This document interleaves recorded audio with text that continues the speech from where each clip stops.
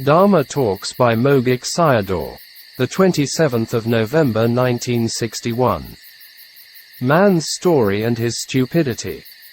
I had told you very often that wrong view and doubt would arise without understanding of the D.A. process. You must remember it until the attainment of the path and fruit, i.e., Magga and Phala, until become a Sotapanna. Only by knowing about it is free from wrong view or have purified view, right view. After that, with the contemplation on impermanence, suffering and not self, can attain the path knowledge, Magganana. Only with the understanding of the D.A. process and you understand the Khandha, its arising process and cause. You contemplate on the Khandha, but if you have wrong view and doubt, it becomes fruitless effort. D.A. is the cause of one's Khandha and its process. The cause and the process are different. The cause is why this present Khandha arises, and to know about it. The process is it man or woman? No, it's not. These are consciousness, mind, body, sense bases, contact and feeling. Section 2 of the 12 links, see the chart. To know them is knowing the process. Knowing the cause and effect Dhamma. With the contemplation doubt and wrong view come in if you don't know them. These Dhammas forbid path and fruition knowledges. It forbids the first path. It's doubt if you don't know the cause, and not knowing the result become wrong view. You can make the decision that in this life will end dukkha, if you know about them.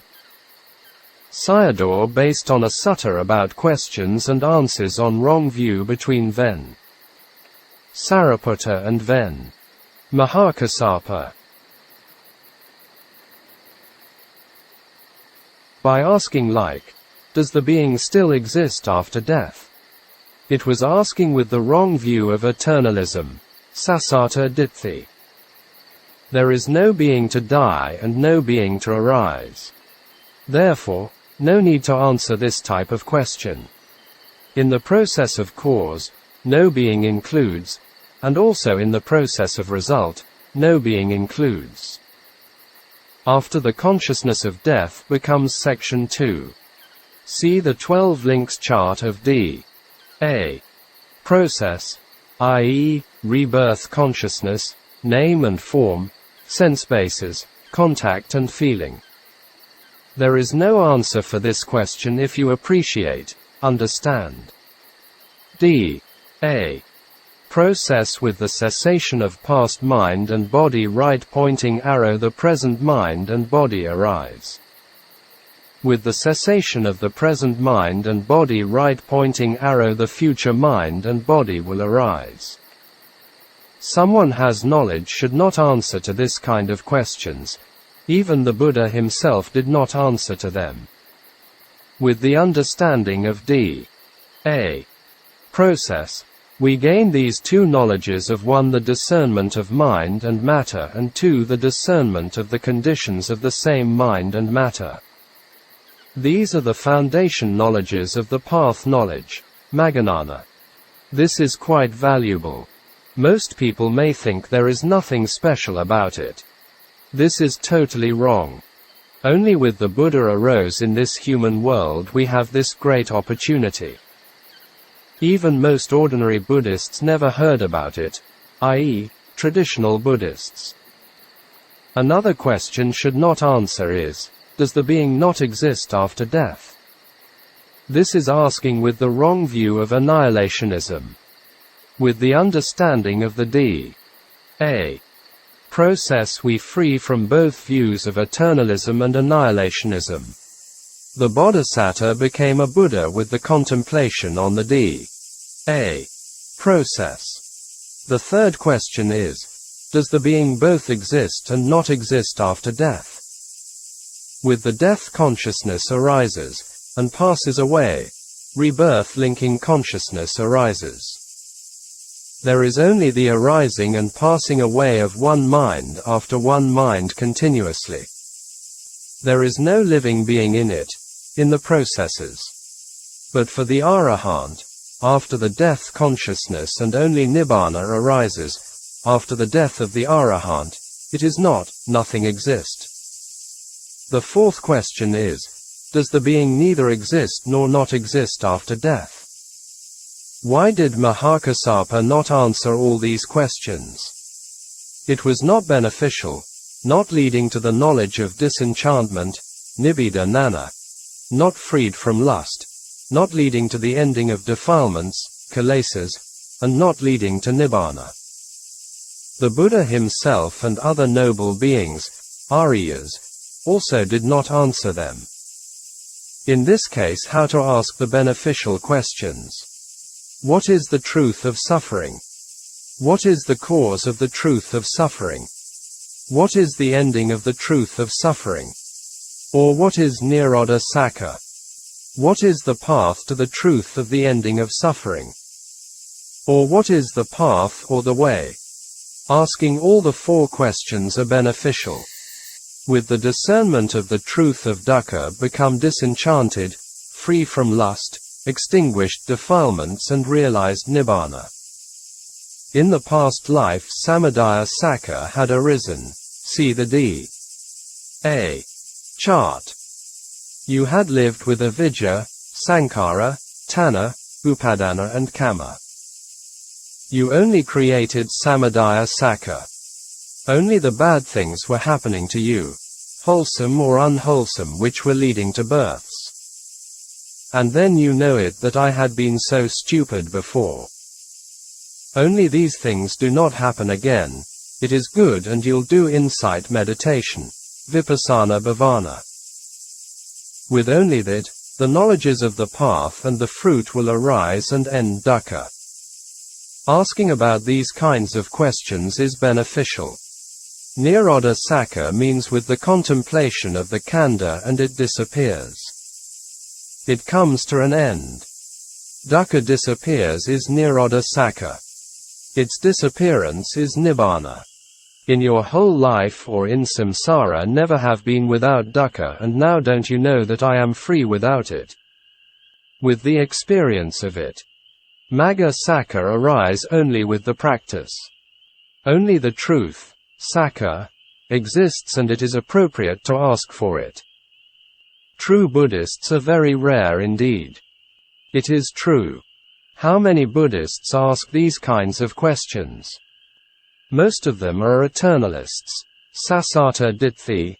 God believers have both Ditthis, Sassata and Ucceda, like standing on two horses with each foot on it. In speech a being exists is all right. Without it can't communicate. But don't take it in thoughts as a real existence. It's not easy to pull out a few from a big crowd. The number of sentient beings that each Buddha in the past was able to save is like the amount of dust on a fingernail, and the number of sentient beings left behind is like the amount of dust on the ground. Even though so many Buddhas in the past had appeared before like the numbers of sand grains in the Ganges River, the numbers of living beings never came to an end. In the past and present some Buddhists making impossible and extreme vows to save all living beings until all the hells were empty. Did they really know what they were talking about? They were cheated by craving and wrong view, tanha ditthi, and got lost in craving for becoming bhava tanha. It was the same vow as, may I be forever in samsara with suffering forever. Even the Buddha could not save everyone. How could a bodhisattva who was unenlightened save everyone? It was like without any money wanting to give all people. Closing square bracket. This Dhamma is very difficult to hear and attain. Is it clear to you? There are only more people in the world who are carried away by the waters of desire and anger, raga and dosa. For some, who are rare indeed to reach the safe shore. Understanding of the letters and the chart of D. A. Process is not a true understanding, i.e., study. The true understanding is to know the D.A. process of the khandha in oneself. It's important to discern in the khandha in accordance with the chart. For example, in the khandha a feeling arises, and when you observe it and it's not there anymore. Vedana pakaya tanna, feeling conditions to craving not arises. The chart is just for example. You should know about the khandha is still there even though you know the chart. Also, observe the khandha is still there, and compare your own khandha with which is in the D.A. chart. Dhamma Talks by Mogok Sayadaw, the 27th of November 1961. Man, happy with Kilesa diseases. It was like someone with the whole body of sores forcing himself through the thorny bushes. There are sores at everywhere of the eye, ear, and mind, the six senses. Physical object, form, sound, and mind objects, Dhamma aramana, are thorns. Therefore, Kilesa wounds are always arising within us. Someone with sores runs into the thorny bushes, it will become worse. And at the eye, ear, and mind, greed, anger and delusion arise. Therefore, people don't want to live in forest and the mountain because they don't use to it. They only want to live in the city with the crowd. It means they want to be hurt or hit with thorns. They have satisfaction with wounds and cuts, and not want to be freed from them, i.e., no appreciation of bodily seclusion, kaya viveka. The cause of short life is harmed by the thorns of defilement, c. Dn. 26 Kakavati Sutta. The cause of kama is very few indeed, if not become a person who has wrong view on kama, i.e., kamavadi ditthi. Someone has the view of whatever happens is due to kama or past kamas. The Buddha not only taught about the cause of kama, but also the other many causes, as an example, the case of suicide. It was hit with the thorn of the mind, but if you take everything as the result of the past kama, then it becomes kamavadi ditthi. Many Buddhists have this view. They blame it on past kamas if something is going wrong. To do things blindly with anger is to be struck by the thorns of the mind. This is the time to stay calm or you will have wounds and trauma. Someone died with fright was hit by the thorn of physical form, with poison was hit by the thorn of taste, etc. You're going through the thorny bush and at the same time don't want to get cuts and wounds is never possible. Even the Buddha couldn't help you. You can't hit by thorns if you stay with samatha and vipassana. You don't want to die alone as a lonely mouse, but wanting to die among the relatives. Why is that? Because you want descending to a paya, woeful existence. It means in this way. This is dying with the clinging Dharma. Is it becoming a clinging or not if dying among the affectionate people? The Buddha's preference and our preference are in the opposite ways. His was Nibbāna and yours are the four apayas, painful existences.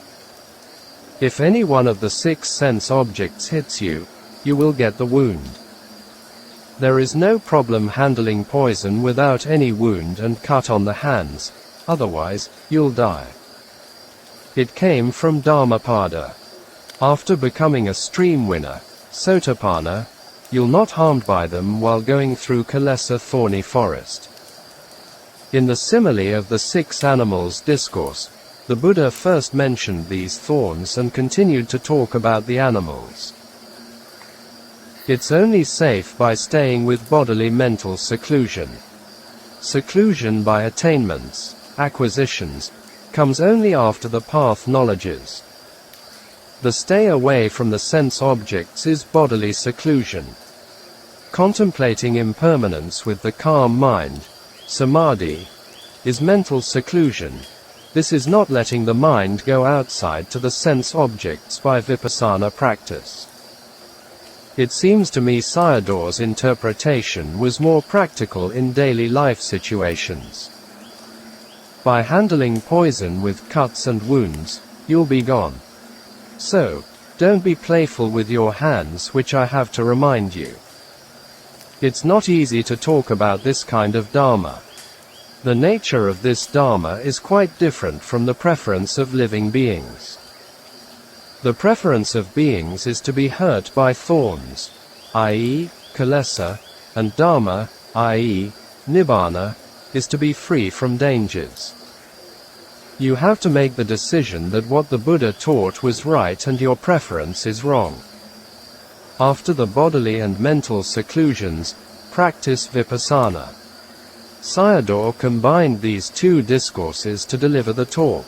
From Samyutta Nikaya is the simile of 6 animals, SN 35.247 Chapanakopamassuttam, and from Anguttara Nikaya, on seclusion, An 4.138 Nikatasuttam.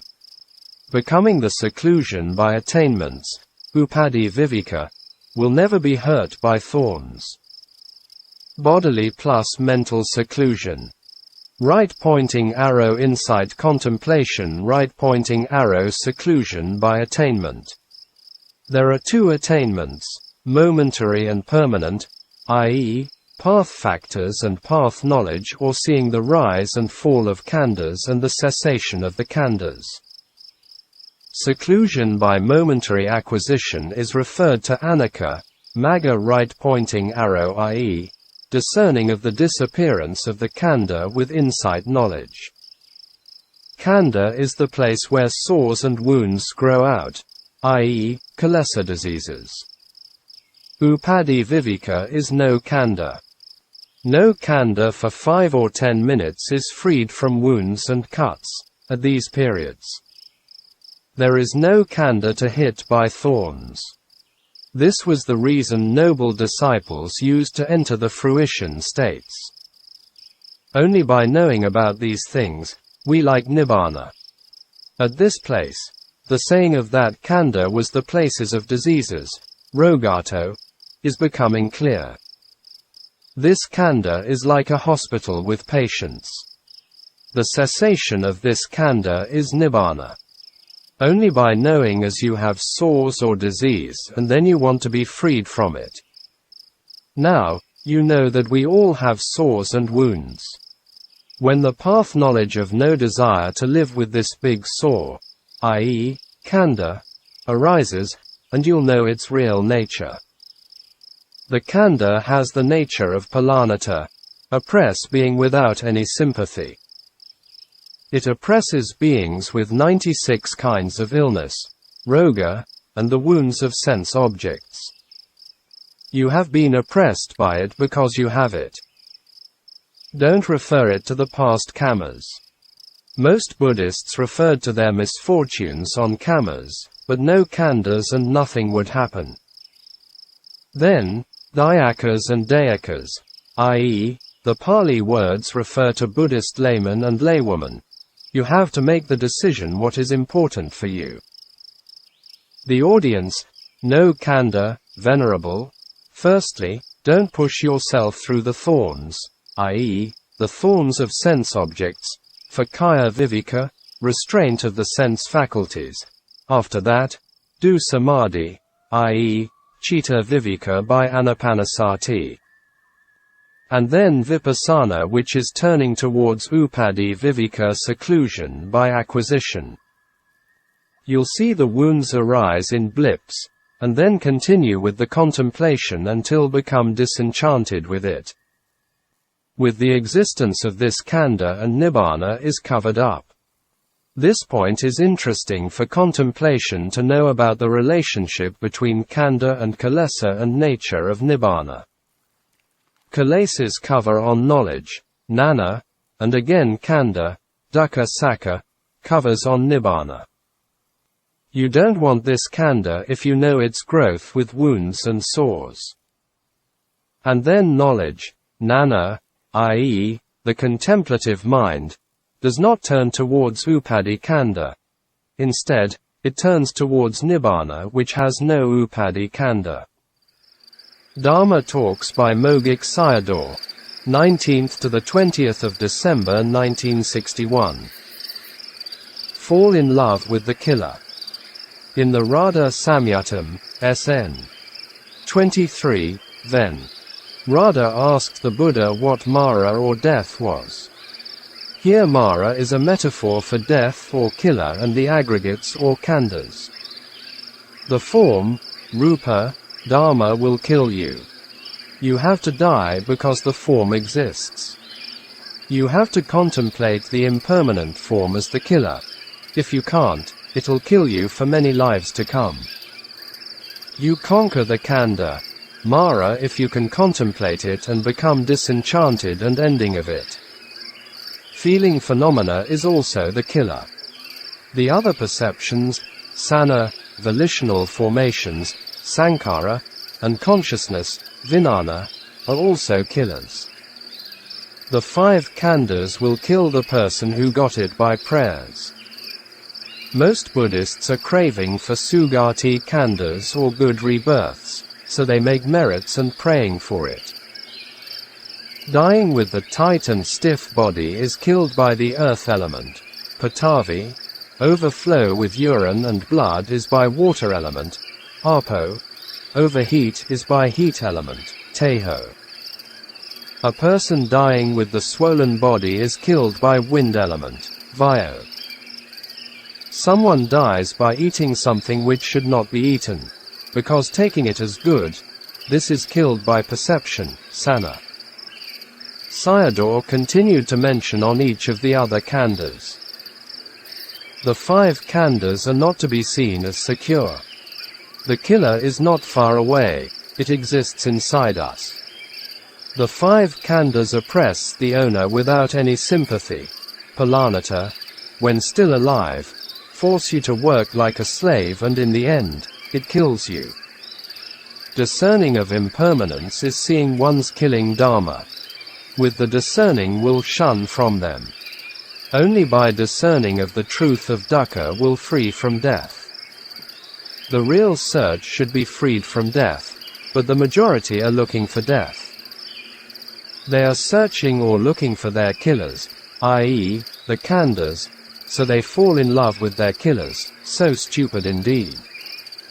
Not only they can't see the khandhas as enemies, even serving and looking after them. For the Vipassana yogi, I'll break apart with you. Samatha yogi is searching for the killer, therefore he can't arrive to Nibbāna. Yogis not discovered Nibbāna because they couldn't transcend the truth of dukkha. Only by knowing the truth of dukkha thoroughly will success. To free from death, we have to kill the khandha, i.e., the killer. Until now, in the whole of samsara we had been killed by them. Praying for any life is inviting the Mara, i.e., the king of death, the killer. The bhava-tanha of some Buddhists were extremely so strong that they made impossible prayers and vows to save every single being until the hells were empty. It meant we liked to stay in samsara forever. We're living together with the 5 killers of the 5 khandhas. Even before death, the form Dharma oppresses and tortures us. In Vipassana contemplation on form, Rupa, contemplate it as the Dharma leads to death, and Palanata, the Dharma oppresses and tortures beings without any sympathy. Sometime people were asking about the causes of death as what kinds of Vedana, what kinds of food poisoning, i.e., onsana, etc., led to the death of a person. Some died by going to places which shouldn't be gone, i.e., sankhara. Some couldn't control their minds and committed suicide, i.e., vijnana. Dharma beings make prayers for the khandhas with the taints, asava, of sensuality, becoming and ignorance, i.e., kamasava, bhavasava and avijjasava. I am urging you, don't desire the khandha and don't invite the killers. If not, at near death will cry out for, save me. Help me. Don't be afraid of to be killed. But you have to be afraid of craving for becoming, bhava tanha. You have to accept the truth of dukkha, dukkha sakha. If you have done the truth of its causes, samudaya sakha. It is taints, asava, pushing you there. And the killers are the 5 khandhas. Do you want to become a corpse in other mouth? I.e., rebirth as animal and ending in other mouth. It may be man or beast. Or a corpse buried in the earth, as human. There are 40 extended meanings of Anicca, Dukkha and Anatta characteristics. Whatever talk about, it will include characteristic with rising and falling, Anicca. You'll get the knowledge of as it really is, yathabhuta nana, if you discern impermanence. You have to continue the contemplation to develop the knowledge of disenchantment, Nibbāna. And then continue to contemplate until you don't want it, with this not wanting the 5 khandhas disappear. You find the undying place, this is metaphorical term. The knowledge or the mind inclines towards undying, no arising and dying. You have to try it out. I am telling you the way to it. From the dying element, it turns towards the undying element, Nibbāna. The undying place appears and let the knowledge, nana, stay with it. Don't look for the place of cessation of dukkha. This is the cessation of dukkha. It's not conquered the khandha, mara yet. Reflect it with the reviewing knowledge, pakavekkhana nana. You experience at the cessation, i.e., nirodha, the cessation of the khandhas, if you review it a lot. Discerning of impermanence is insight knowledge, vipassana nana. Seeing Nibbāna is path knowledge, fruition knowledge and reviewing knowledge, i.e., magga, nana, phala nana and pakavekkhana nana, at the first path knowledge, i.e., sotapatti magga, ditthi kilesa, defilement of wrong view, and ditthi khandha, khandha existence related to wrong view, i.e., painful existences, disappeared. Each of the taints of sensuality, becoming and ignorance, kamasava, bhavasava and avijjasava, are reduced to its 1/4 strength. The axle of ditthasava, taint of wrong view, completely broken down and can't revolve anymore. See part 5, breaking the axle of the taints. Therefore, sotapanna, all noble beings, can't fall into painful existences, apayas. The second and third path knowledges break down the axle of kamasava, the taint of sensuality. The fourth path knowledge breaks down the axle of bhavasava and avijjasava, the taints of becoming and ignorance. Now, you all completed with the decisive support condition, upanasaya pakaya. You have to try with path condition, magga pakaya, to free from the 3 vatas, rounds of existence, i.e., kilesa, kama and khandha. You have enough 23 conditions, i.e., refer to the 24 conditional relations, patthana, and only need the path condition, magga pakayo. This is very important. For example, all the food dishes are in ready, and it only needs 1 type of salt. Dhamma Talks by Mogok Sayadaw, the 12th of March 1962. Everyone is a stranger. Someone has sila, what kind of Dhamma he has to contemplate? He has to contemplate any one of the 5 khandhas as impermanent, suffering, disease, a tumor, a dart, misery, affliction, alien, stranger, disintegrating, empty and not self will attain the path knowledge, magga nana. You might say it's too much. You don't need to contemplate all of them. These are the three universal characteristics if you combine them. This is the knowledge of the teacher. At last, it falls into impermanence. It becomes clear that even have sila you need right attention. It leads to truth, sakha, if you contemplate a lot of it. We handle one of them and finish the practice. Contemplation of parato, alien or stranger, is very good. The contemplative knowledge is one thing and the impermanence is another. They are telling about their own things. You have to make a decision that they are nothing related to you. Your own khandha is an alien or a stranger to you, that the other khandhas also become aliens. This way, it does not affect anyone. It happens by itself, but the I-ness coming in to disturb that it doesn't become a stranger. It becomes a self, atato, if not becomes an alien. And then it becomes me and mine, ataniyato. You go and disturb it and become unwise attention, ioniso. Why Dyakas and Dayakas, layman and woman follower, are not becoming stream enterers, sotapanna. You take the stranger as me and my own or mine, and the D.A. process of dukkha and domanassa, pain and distress, body and mental pains, etc., are following behind you. With the teaching we find out the fault. You make other property as one's own that it becomes a fault. It's better to fall into the apayas with one's own properties. Otherwise, with others' properties, it was like a darawan, i.e., Hindu word for a watchman, who has been killed at duty. It was better if the owner had been killed. It was too painful to be killed for things which were not his own. Here he also falls into apayas for things which belong to others, animate or inanimate things.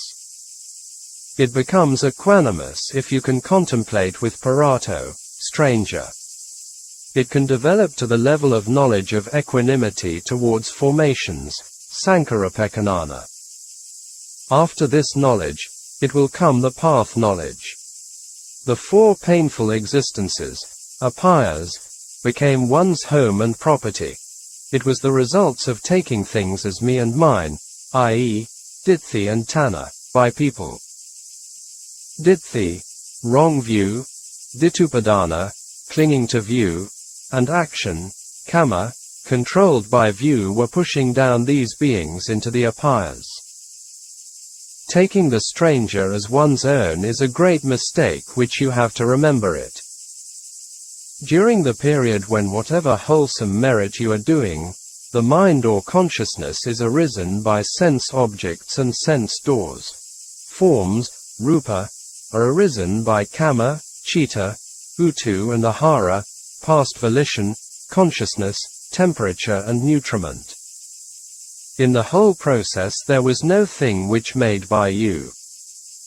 Therefore, beings committed the crime, theft, and entered into the prisons of painful existence, apayas. Sayadaw continued to talk about the family members whom we related to each other as me and mine, because without knowing him as strangers, it becomes clinging to view, ditupadana, if we strongly argue on things which belong to others. Don't blame on kammas, actions, if beings fall into apayas. These are the causes of wrong views and clinging to wrong views. Most Buddhists blame their misfortunes on kammas, not on kilesas.